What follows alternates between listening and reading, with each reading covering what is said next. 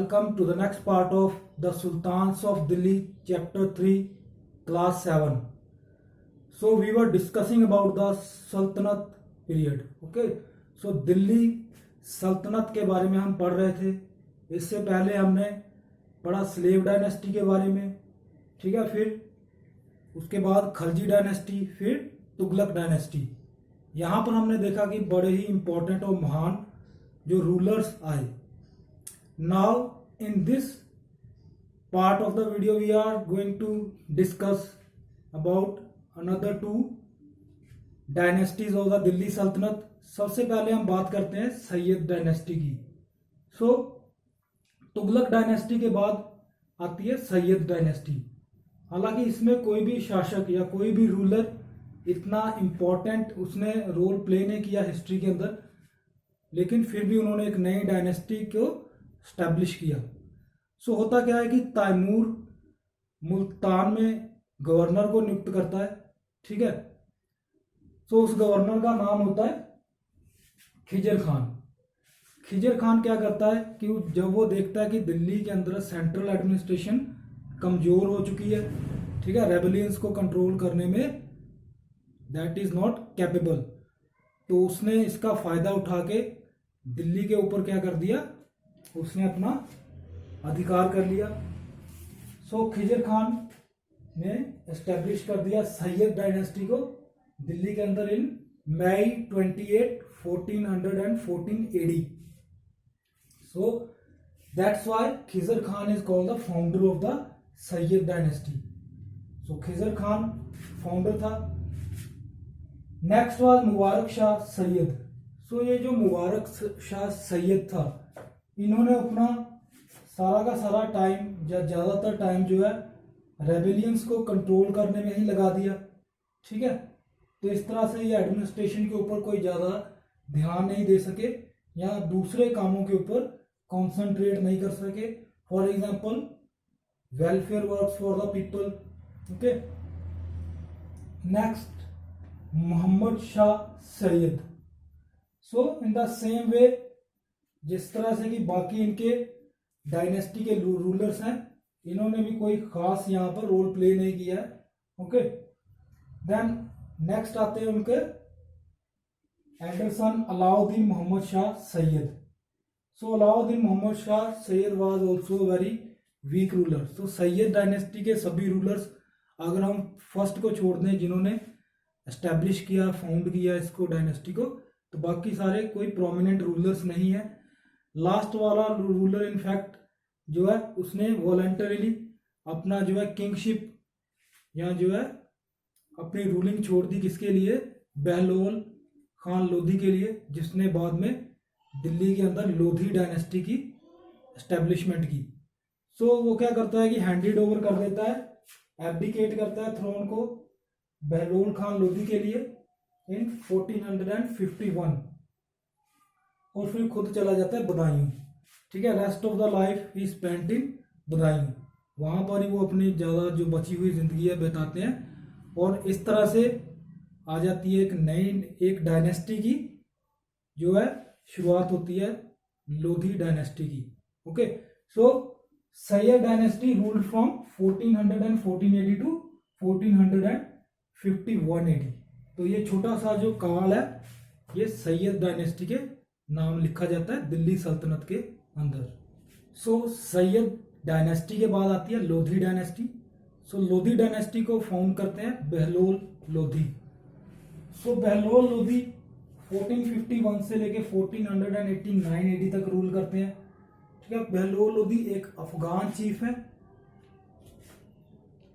उन्होंने क्या किया, आते ही सबसे पहले सप्रेस किया सभी रेबेलियंस को, ठीक है. जितने भी रेबेलियंस हो रहे थे स्टेट के खिलाफ उनको सप्रेस कर दिया.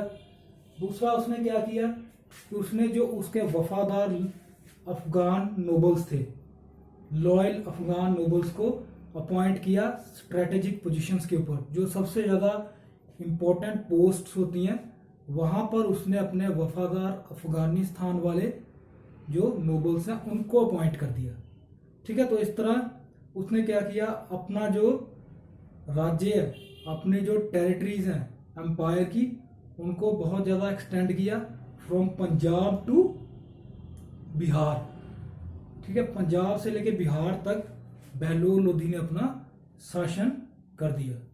बहलोल लोधी के बाद नेक्स्ट जो है वो आते हैं सिकंदर लोधी।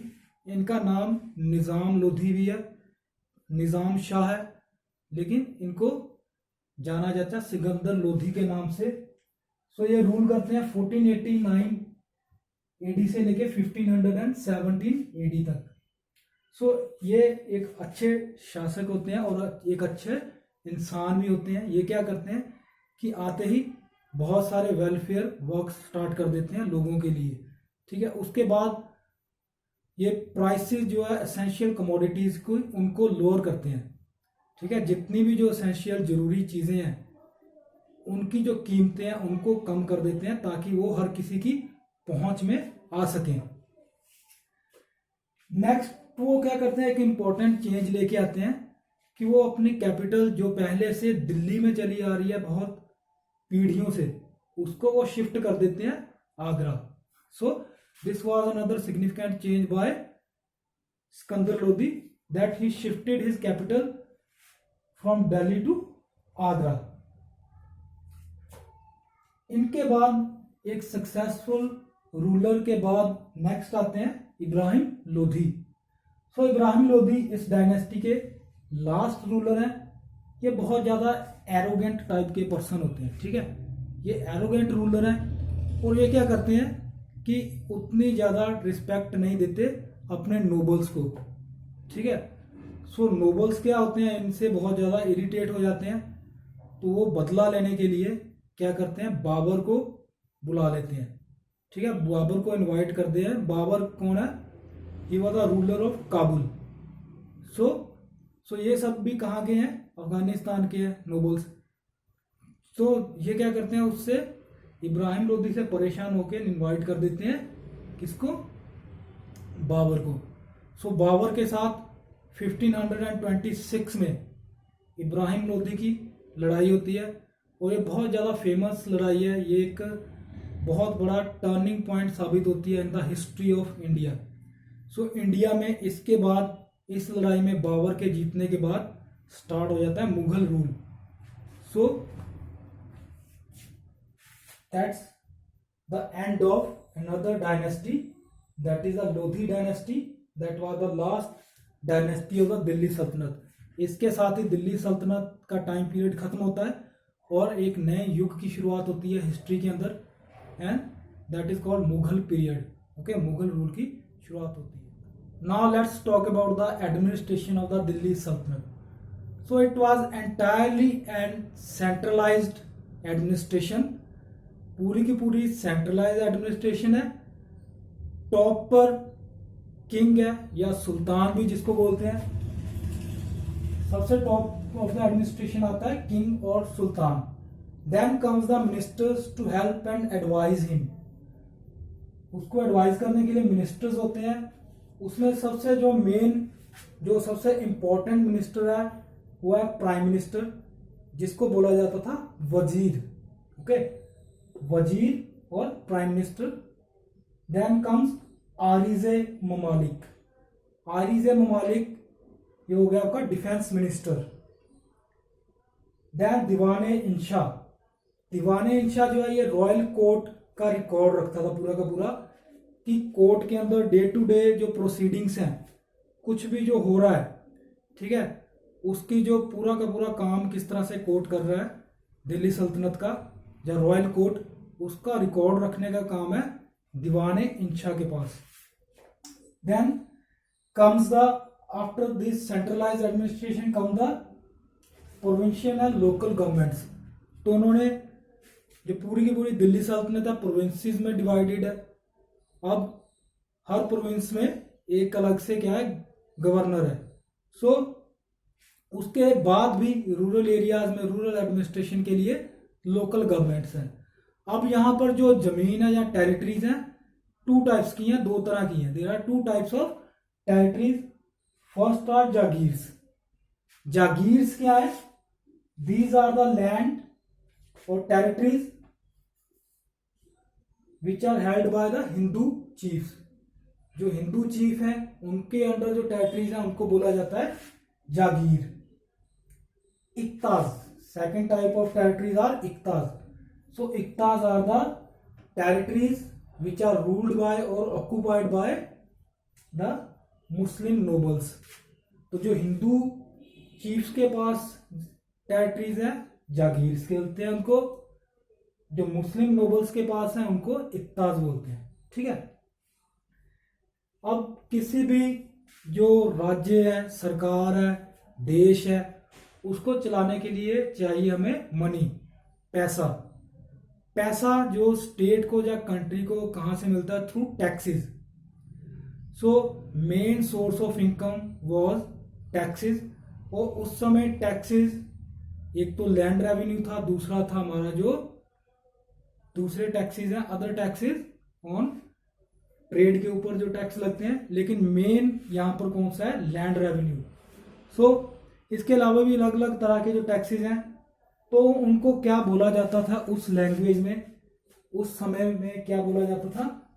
सबसे पहले आता है आपका ज़कत, जहां ज़कात भी हम बोल सकते हैं। So this was the religious, ये एक तरह का धार्मिक टैक्स है। It was to be paid by the Muslims. के zakat is a tax paid by the Muslims for the welfare works of the government. ठीक है, ये हो गया आपका ज़कात और ज़कत। Next is खराज। खराज है लैंड रेवेन्यू। ठीक है, अब यहां पर एक बात आती है, जैसे मैंने आपको बताया कि इक्ताज है, so iqtas are ruled by the Muslim nobles, तो ये रेंट फ्री लैंड है।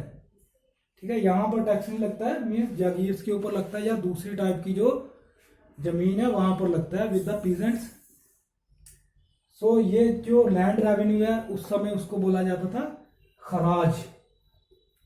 देन वी हैव अ खाम। खाम क्या है?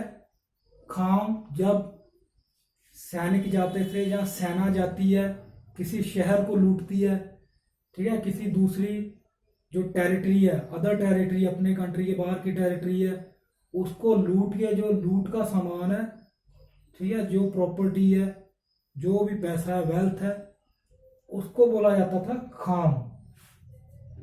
उसके बाद एक another type of tax was there, जजिया। जजिया was a religious tax paid by the non Muslims. Non Muslim वहां पर क्या है? Mainly Hindus. तो जक़ात religious tax paid by Muslims, जजिया religious tax paid by the non Muslims और हिंदूज। ओके, सो इस तरह से जो है वहां पर था। तो इनकी नेक्स्ट है जो मिलिट्री ऑर्गेनाइजेशन। सो मिलिट्री ऑर्गेनाइजेशन में कैवलरी भी है, पैदल सेना है, ठीक है, एलिफेंट्स है, आर्टिलरी भी है अपने इनके पास। So a well organised army was also there. So this was all about the administration of the Delhi सल्तनत। आई होप आपको ये वीडियोस, ये चैप्टर पसंद आया होगा। If you like the videos, kindly like and subscribe my channel also. Thanks. We will meet in the next chapter. Till then, have a great time.